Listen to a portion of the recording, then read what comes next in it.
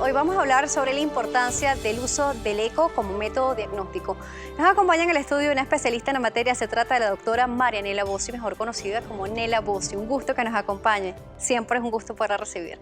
Y para mí un placer siempre estar en Globovisión Salud y colaborar con este maravilloso programa que llevas y trae gente tan importante, estos médicos venezolanos en este país. Esta es su casa y por eso vamos a hablar sobre este proceso diagnóstico. Es fundamental, es esencial. Ha pasado muchos años, la ciencia ha avanzado, pero los ecos no han sido desplazados, más bien sí han tenido evolución.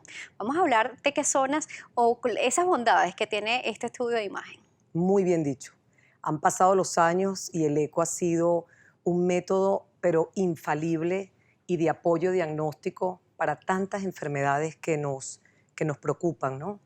Aparte de eso, las bondades del eco es que es de bajo costo, se puede usar en cualquier ser humano, no tiene una limitación, por ejemplo, que me dedico a la parte de mamografía, que tienen limitaciones, el embarazo, la lactancia, el eco no, el eco es amigable para cualquier persona que desee hacérselo en cualquier parte del cuerpo. Hay ecos en diferentes zonas. Te repito, me dedico a la parte más de alta resolución, que es la parte de mama, tiroide, testículos, la parte abdominal, que no es alta resolución, pero bueno, igual, el eco es maravilloso, aborda cualquier órgano, podemos hacer diagnósticos precoces y lo más importante, en tiempo real. Eso es lo maravilloso y lo fascinante del eco, que tú estás haciendo el procedimiento e inmediatamente puedes hacer el diagnóstico. No tienes que procesar imágenes, ni tienes que guardar o almacenar para después informar al paciente. En el mismo momento, en tiempo real, que son una de las bondades del ultrasonido, estamos haciendo diagnóstico. Cuando hablamos del eco, de este estudio de imagen, nos habla de las bondades y que se puede hacer en cualquier parte del cuerpo, se puede hacer hombres y mujeres sin distinción. ¿Pero existe algún tipo de límite de edad o a partir de cierta edad es que uno se lo puede hacer o incluso desde pequeños podríamos realizarnos un eco si es necesario? Bueno, imagínate que el ultrasonido Baja de la zona fetal. sí, nació en la parte obstétrica. Quien inventó primero la parte de ultrasonido, estos americanos que se dedicaron a la parte de embarazo y estudiar ese feto rodeado de ese líquido, que ese medio acuoso era lo maravilloso para tú penetrar y ver inclusive los órganos no me especializo en la parte de ultrasonido, pero en la historia del ultrasonido se habla del ultrasonido obstétrico como los inicios, cuando empezaron a hacer los pininos y empezaron a ver cómo era que se hacía con una sonda, un transductor, que se fue perfeccionando. Antes tú veías fotos para hacer ultrasonido y metían al paciente como en una bañera para ponerlo en un medio líquido o acuoso para después emitir esas ondas acústicas de sonido para que se devolviera la información y tuviéramos esa maravillosa imagen, ¿no? Hoy en día, obviamente, los equipos son hasta portátiles, imagínense, son amigables y cada vez los megahertz, la resolución va aumentando y podemos ver cosas, hacer diagnósticos. Bueno, hemos tenido cáncer de mama de 4 milímetros sin palparse, sin que la persona sienta ningún síntoma. Podemos abordar esa imagen y hacer un diagnóstico y es lo que yo siempre he tratado y por eso me encanta venir a estos programas.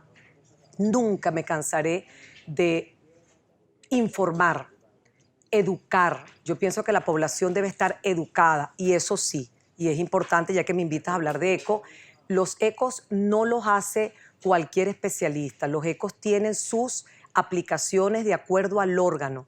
Yo no puedo hacer un eco mamario con una sonda o transductor de un eco abdominal.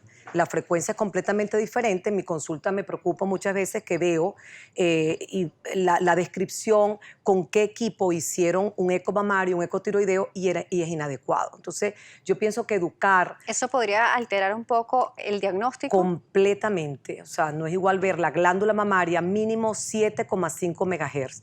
Y por eso es importante, las personas que nos dedicamos a la parte de ultrasonido, tenemos que tener una noción física, cómo actúan esas ondas, no son rayos X, son ondas de ultrasonido, atraviesan los tejidos y de acuerdo a la característica del tejido, esa impedancia entre tejido y tejido te va a devolver a ese monitor maravilloso el diagnóstico que uno está buscando. El eco es muy dinámico, uno siempre tiene que saber posicionar el transductor y seleccionar la frecuencia que debemos usar correctamente para evaluar un órgano determinado. Claro, por ejemplo, en el ecotiroideo se puede ver si tiene una persona nódulos del tamaño de la tiroide. ¿Qué más se puede observar a través de él? Bueno, Nosotros también nos dedicamos mucho a la parte de ultrasonido tiroideo. Hicimos un maravilloso trabajo hace muchos años con el Hospital Militar, donde nosotros, a través del eco, podíamos predecir si esa tiroide estaba en normofunción, en hipofunción o en hipertiroidismo.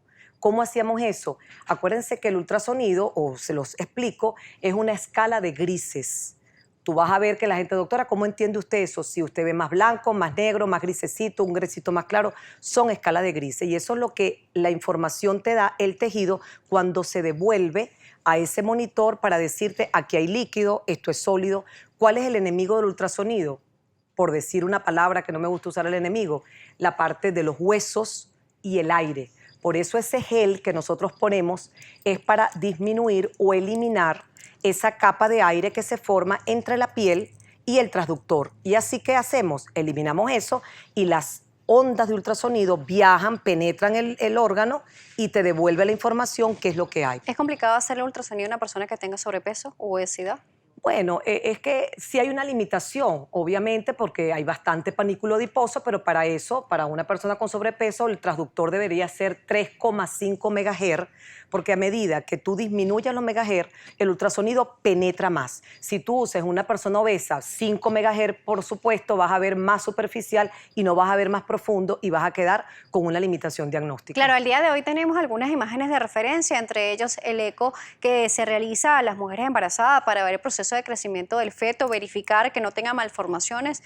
Como nos dice, no se dedica a esta área, pero sin duda alguna también es la punta de lanza en el proceso de crecimiento de este feto. Se puede diagnosticar muchísimas enfermedades y malformaciones durante el proceso de crecimiento. Uy, completamente. Te vuelvo a repetir, el ultrasonido nace con la obstetricia. Por supuesto. Y aquí hay venezolanos maravillosos que se dedican a los ecos obstétricos y los diagnósticos, inclusive tumores de ovario en fetas. Eso es algo que es inimaginable hace muchos años y ahora es una cuestión súper asequible. Ya tú puedes diagnosticar, hay niños o fetos, perdón, que ya al nacer tenemos un diagnóstico previo y ya obviamente van a tener una atención inmediata para corregir ese problema que trae el bebé.